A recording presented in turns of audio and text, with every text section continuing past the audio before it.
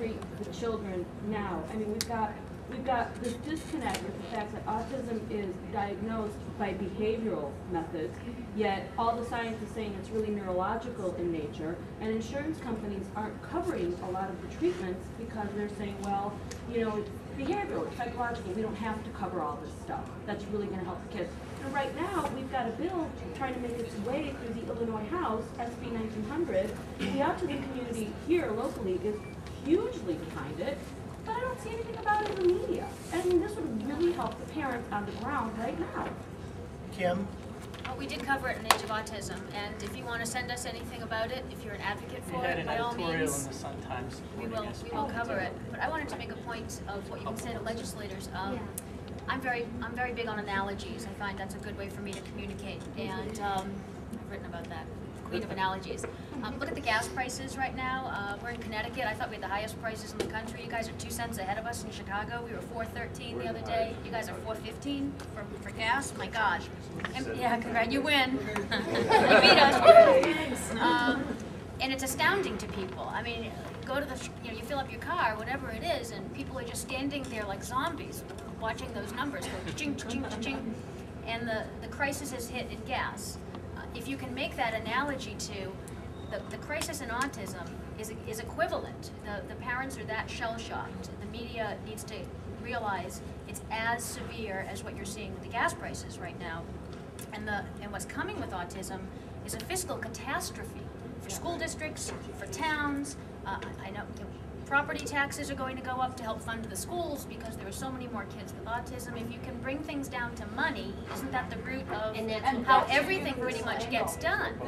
Social Security. You know, we wrote a story about that boy in St. Cloud, Minnesota, who got a restraining order against him by a priest about going to church. And there are a lot of sides to that story. I mean, he's a big kid. Congressman Weldon actually did tape for us an intro for them, and he hits on the millions of dollars. It's the money. You know, these cute little boys, you look at the ads from Autism Speaks, and they're beautifully done and crafted, and they're these gorgeous, angelic children, which our children tend to be, especially the little ones. They're good-looking kids. They don't look maimed. They don't look injured. They don't limp. You don't turn away. You don't get that, sometimes you see a child who's profoundly disabled, and you have to turn away a little bit as a mother because you think, God, it's so sad. Our kids don't get the pity look. Kids are beautiful. But the little boy who's 5 and adorable, scampering around holding his Thomas the Tank Engine, in not a lot of years, is going to be an adult who's aging out. So if you can convince them that this train is coming with real numbers of children, I would think that could get, although God knows we don't plan ahead in America, but they've got to think about it. It's coming.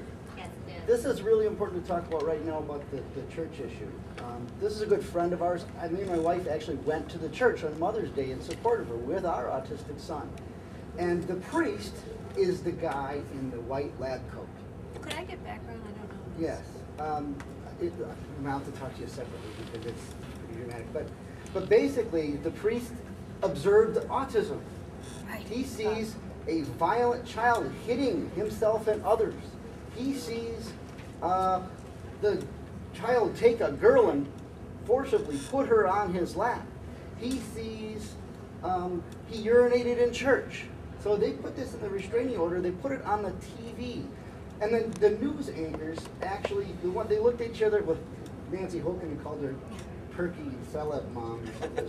Kind of offended her, but that's the attempt, So, but anyway, she actually said, "Oh, he urinated in church. Oh, that's disgusting."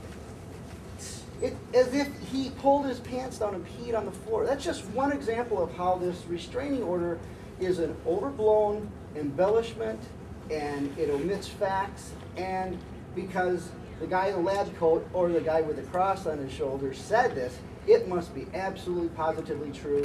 Now the media this is one of those things that it touches on everybody. It affects everybody in a lot of different ways, so it got legs. We cannot believe it. It was in Pravda, for crying out loud. She's been interviewed by Good Morning America, every news station nationally and locally, because it affects everybody. So we never suspected this was going to happen. But the important thing to understand is this 13-year-old, 280-pound kid, we went to their house afterwards and had lunch with them. Our son was welcomed in their house, and our son is more affected than he is. And he's the gentlest kid I've ever seen. it's just totally overblown. And you talk about the blogosphere, the wackosphere. You can't imagine how many emotions this has touched. But the mom has decided ahead of time. They live out in the middle of nowhere. You can't see another farm from their house. They have decided, a family that basically only goes to church, they homeschool all their kids, has decided they're going to make themselves the poster family for us. They decided no matter what happens, no matter what anybody says about me, this kid has not missed church since he was 1 year old. He's gone to church every single Sunday in the same church. And the other thing they say, oh, we tried all this stuff with this family and they won't even work with us. Well, the priest basically did this all behind her back with the other members of the church that don't like the idea that they have to see an autistic child, an autistic adult. It was fine when he was a cute little boy, but now he's an autistic, kid. He looks like an adult. He's only 13. He looks like an adult. He's bigger than Dan. But the point of the matter is,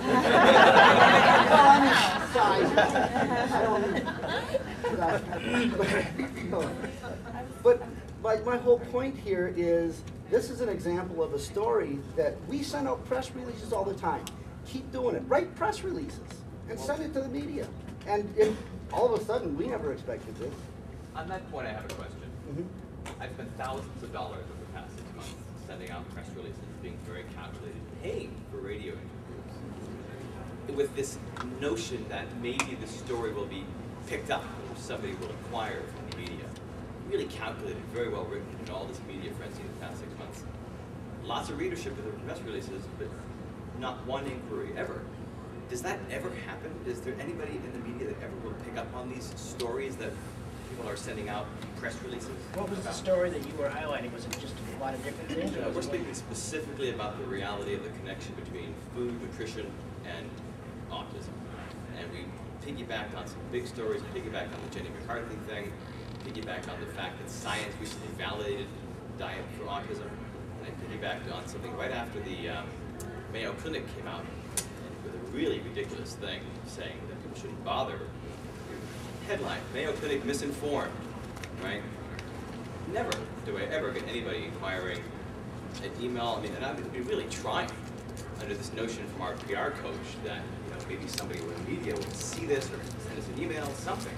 Are you just sending general information, or are you flipping it onto a personal story? Because usually it's a personal story that the media's going to Working it on to the data and stats about autism and the facts and figures about the effectiveness of nutrition intervention for autism, the advanced things and all this, and really getting very well written as best as we can. And I guess I'm just wondering, given how overwhelmed the media is, do they ever see that kind of stuff, or is it a failed strategy? It seems like to me you're selling an advertisement. How are you wording yourself? Do you have it with you? I don't, but it's on the blog, and I'll give you that. Okay. And are you talking to individual reporters or emailing the station as a whole? No, this essentially is as you were saying, like sending out a press release across Generic. It sounds generic. Pick out individual. to the through PR web globally, that type of thing. I just say one thing. I work for Spark Magazine. Don't ever think back the story that's already out there, because that story already just got all the attention. So if you're trying to get your word out, you're not gonna, because it's not even bigger than the one that just came out. So if you do that, like think back about something Jenny McCarthy did, there's absolutely nothing we can do. It's gonna be bigger than Jenny McCarthy right now. Unless it's like a local story. They like to do, like when the omnibus case came out, they wanted local families that were able to come near that. Because it's so it's been so overdone, you're really not, it's been out there so much that a reporter on a local level says, what can I do about it? It seems to be bigger than that. Over and over and over. The cost, no, it was actually before that, it was the total cost of. Well, there's still a debate out there over if there is an epidemic, because when someone emailed me, he posted something on a blog and wanted me to respond to it, and he was charging that this panel was all biased and that all we were going to do is talk about this epidemic when there isn't one, and the numbers. My husband just mentioned this morning, he heard, it might have been on NPR, that it's just, a different way of diagnosing, and that it isn't 1 in 150. It's